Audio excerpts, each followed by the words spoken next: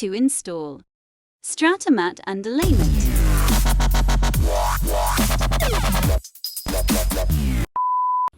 What's up guys, Oscar here. I thought I would bring you a simple video on how to install underlayment, in this case Stratamat by Laticrete. So let's see it.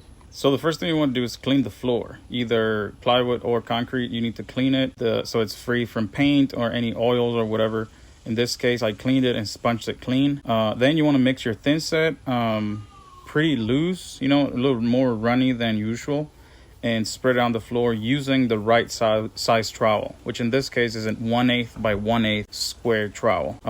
It doesn't matter if you do directional or not on this one, because you're still going to use a roller to go over it. One thing that I do love from this mat is how you can see coverage without having to pull on the mat. Most of the competitors have a solid color mat that you have to pull on it to check coverage.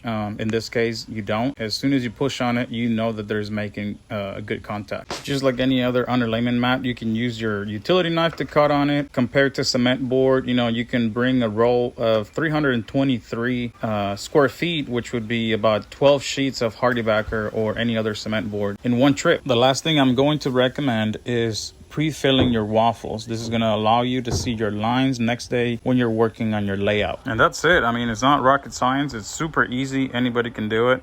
Just make sure you do it right. And if you got this far, don't forget to subscribe and leave a comment down below. Also, leave a like if you like this video. See ya.